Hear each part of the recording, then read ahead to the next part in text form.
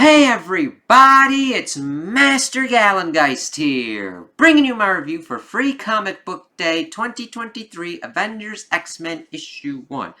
And it was Free Comic Book Day yesterday, and it was actually pretty fun, and I enjoyed this issue a lot, because it gives us some insight into what's going on with the X-Men, what the Avengers will be having to contend with, of what's going on there, and then a little preview of the Gods kind of event that will be going on.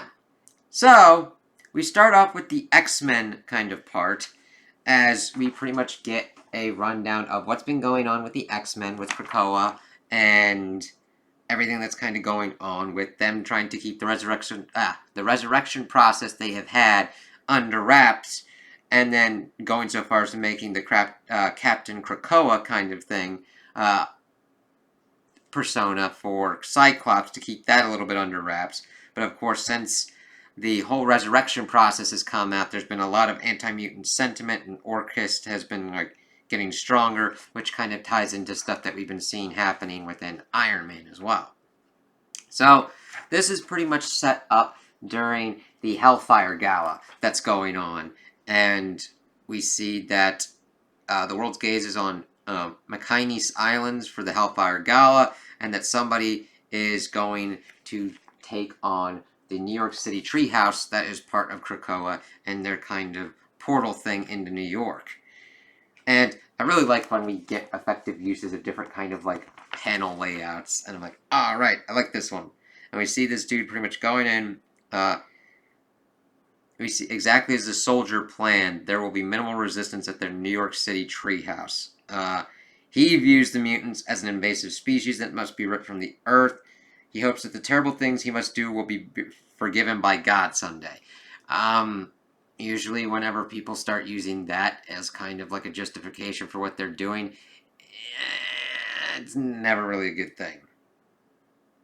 And calling it a war between humans and mutants is at hand, and is glimpsed but not fully understood by the mutant precog known as Destiny. So Destiny's like, yo, Mystique, we gotta bug out, because stuff's going on. And we still don't know who this soldier is at the moment. So we'll kind of have to see how that kind of goes on. And Destiny inquires to Mystique where Rogue is, and says that she flew off at Mach 3. And then, of course, they have to leave, and saying that they need to wait for Rogue. But Destiny's like, she'll find us. And that evidently the soldier's prize was the Captain Krakoa uniform. Talking about the times of strife, the symbols of nations can be vital to their survival. The mutant nation state of Krakoa must fall if humanity is to be the master of its domain. I always think of Seinfeld whenever somebody uses that. But whenever somebody uses that unironically, it's like, alright, we'll see how that kind of goes for you. And evidently the scientists of Orchis set aside their petty differences in response to the mutant threat. They've been preparing for this night since Xavier revealed Krakoa to the world as he injects something into the treehouse. And then we hear a rumble going on as somebody tells him to stop what he's doing. And I won't have to kick your ass. And it's Cyclops coming in his classic garb, which is done really nice. The art works really kind of well in here, as well as the action.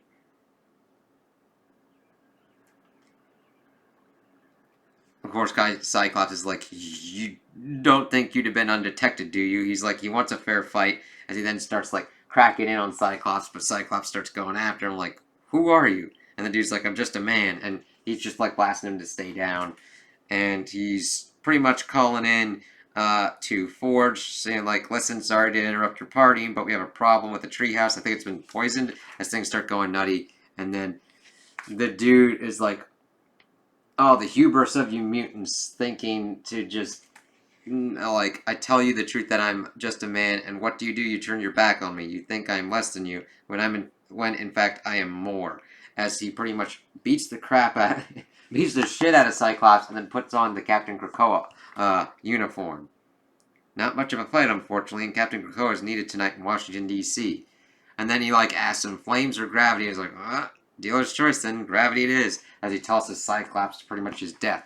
Now, granted, we've got the whole resurrection thing, so we'll have to see how this kind of works out. So we see that Cyclops pretty much crashes down. We don't get a death shot or anything. And talking about how symbols of nations can be vital to their survival or their demise. Demise that for the mutant nation state begins tonight with Captain Krakoa as the thing goes to be continued.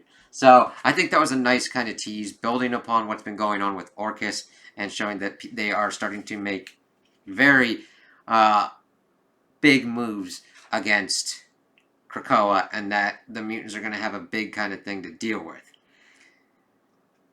Then, of course, we go to Washington, D.C. and kind of see a little bit further of what's kind of going on as, of course, during the night of the evening of the Hellfire Gala, the Senate Intelligence Committee is meeting to discuss the deep concerns of the intelligence community. Someone asking if the nation, if Krakoa is a clear and present danger to the U.S., they have magic gateways that allow them to enter a country from their sovereign foreign ethno-state and completely bypass our Customs and Border Patrol. Let me be blunt, they set aside their divisions and coalesced around the idea of mutant supremacy. As someone who's like, that's hyperbolic, all they really done is move to the South Pacific and plant some weird stuff, which is a very interesting way of going about it. And then, of course, the one dude bringing up that they've terraformed Mars. They're the most powerful nation on Earth, and they need to be and we need to stop being stupid. Talking about how people need to have more insurance when they live near mutants, and of course, they're like, it's their duty to give. We have a duty to give you the honest recommendation that the United States align with Orcus. It's like, how about no, you asshole bastards? And then somebody starts to interrupt him, saying that I suggest you yield your time to Captain Krakoa. And of course, we know that this is not what it seems. Of course, the dude's blustering. This is a closed hearing. We do not recognize you. Leave before. As this is kind of a weird thing going on. Like, this dude kind of just runs out of nowhere and then gets punched by him. It's like, what the fuck? And then, of course, brings up Magneto saying, told your ambassadors in Jerusalem, you have new gods now. Yes, and your gods are angry. As he then pulls grenades to look like blow himself up. And pretty much paint the mutants as terrorists going after the U.S. government in this intelligence committee hearing. It's like, damn. And, of course, with the resurrection protocols, you'd be like, oh, they're just going to resurrect him. However, this is a false flag. Then we go to Brooklyn, where we follow Steve Rogers, Captain America. Yay! Talking about how he was never one for parties and he declined his invitation this year, and that he's just stayed in the city sketching neighborhood dogs, which, yes, Steve Rogers would do that. He rarely gets to share his work. It would be Cap's last few quiet moments for a while, as he then hears about the trouble in D.C. and decides to go down there and see what's going on. And he's on the Avengers emergency frequency. He's trying to figure out what's happening at the Capitol. He's going for a jet, and then he's like, hang on, I might be in trouble. Bike is off balance, pulling to the left. And we find that somebody had put explosives on it, and he was able to figure it out and jump off. And of course, the pounds of explosive caused an alignment issues, and it's like, it's been a while since Cap was the target of assassins. He tell you he could do without it, but it makes him feel alive. It's like, yeah, I get that. He fights for the peace and quiet, but he can get that kind of alive feeling. He hit the water, just thinking, whoever's behind this is going to have to try harder. And it was when he was 20 feet underwater that he was impressed they thought this through, as they actually made a pretty competent trap to go after Cap. As they doesn't start trying to, like, choke him out and stab him. And he's been, like, America's best soldier across the better part of 2 centuries. His success is mostly skill, a little science, but also his timing and luck. And everyone's luck runs out as Cap gets stabbed, but Cap's will not run out today, as we see something pulling him up to the surface to help him. And I do like that. Like, Cap does have skills and talents, and he knows what to do, and being in peak physical human form, but sometimes you have your timing and your luck that helps you out with stuff. And we see that it is Rogue that saves him, and that she says that it was luck, that you're lucky I synced with Polaris's magnetic powers before I bounced from the Hellfire Gala. Ah, heard you on the emergency channel. It's like, yay! That's what it's for! And it's cool that it worked. And he thanks Rogue. Let's chat with your new friends, shall we? I'll pluck them up by their metal bits. Well, what a surprise. Orcus is getting sloppy. Orcus forever, as they have pretty much essentially already go to auto-suicide mode. And she's like, let's just drop them back where they found them. This feels bad. What happened in D.C.? Terror attack. We're going to need help. We're all in a lot of trouble. It's like, yeah, Cap's not wrong there. You know as well as I do what this means for everybody. Human and mutant. Exactly. This will start some crazy, crazy stuff, and we'll have to see how this kind of shakes out and how people do this. As we then shift and see this kid being told to eat her, to eat the veggies, eat her veggies, and she's like, not a fan of Brussels sprouts. It's like, yeah, like, I get it. Alright, you just gotta find veggies and ways to, like, make veggies work. Like, there can be certain kind of things. But then we see that, one of them's like, young woman, so help me, what the hell? And then we see that, like, I swear, Deadpool, whatever this is, I'm gonna drop kick you into the East River. Oh my god, it's like, ah, crap. And I love that she's wearing a Spidey hoodie. Like, you see a little Spidey man, and it's like, yes.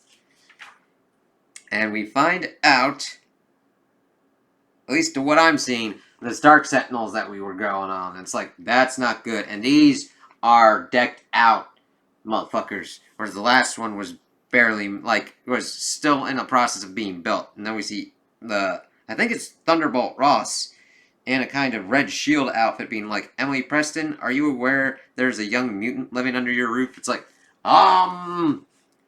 sure. And it's kind of cool seeing, like, the Uncanny Avengers kind of back, because that was a nice kind of callback to that series where they had, like, had the Avengers mixed with X-Men as well to do that kind of unity, and it was, like, interesting. Alright. Alright, so that's the end of the two biggest ones, and then we go to the bit that talks about the God's Plan. As we see now, and we see this thing going on, it's like, damn! The art. I love the different kind of art styles in these. And this one is like my favorite out of them, even though it's the shortest. And we see Doctor Strange being like, I'm too old for this. It's like, yep, no, I'm old. You're just tired. And it's like, yeah, I could see that. And then we see kind of like a crazy looking book and everything. You're like, I have to worry about the evil in this world and its ability to corrupt. But more than that, I fear the effects of this endless war between good and evil and the part we play in it. And are you good, Stephen Strange? So it's like, interesting to talk about that, Stephen. And then Stephen's like, I fight for the light, for causes better than I, and for fate, based in forever and her sisters, hope and life. That is who I am. Sure, sounds nice. But you didn't really answer the question, did you? As Strange has the kind of book, and then gives it to the stranger. And he's like, I am good. He thinks about it for a minute, which is nice, and then states it. And you win. Are you good or are you evil? Stephen, my boy. Who can tell the difference anymore? It's like, interesting one. We'll have to see how that kind of works out as we see a splash page of what happens when the powers that be meet the natural order of things. Gods, a romance at the crossroads of science and magic. 2023. It's like, ooh, cool. So, those are the ends of this one issue, and I liked seeing what was kind of going on with the X-Men kind of part, and tying it up with the Avengers, and how this is going to be a big kind of thing that a lot of the Marvel world is going to deal with, and I think that this has a better setup for an event kind of style than what we've seen previously sometimes. Like, sometimes you got an event and it's like, okay, we'll see what goes on with this. Now, the Cold War event, I'm really interested to see how that kind of works out. I like that it's not just kind of just out there and everything. Like, Dark Web. Like, I didn't hate Dark Web, but it's like, that's a lot of different kind of things to kind of go through to kind of work with it. The way Cap's doing it, I mean, I'm already in the ecosystem of both of the Cap issues. This could have a lot of kind of cool stories across X-Men and Avengers and see what kind of works out, what kind of shakes out with the mutants. Could Krakoa be completely and utterly screwed up, and then we essentially have the mutants take over Mars? Potentially. I would be sad about that. Though granted, that would make them, that would kind of make them kind of similar to the Inhumans at that kind of route. Not completely, because I know the Inhumans were like messed with the Kree and everything like that, but then you got different kind of power structures and everything, and the Avengers would definitely try to stop that as well, especially Cap and like Iron Man and Thor, everybody. Tony is gonna have a is just fucking furious of what's going on, and I can't wait to see him try and like deal with these fucking Stark Sentinels and be like, "You motherfuckers!" Like that would be a big like. These aren't just people taking Stark tech.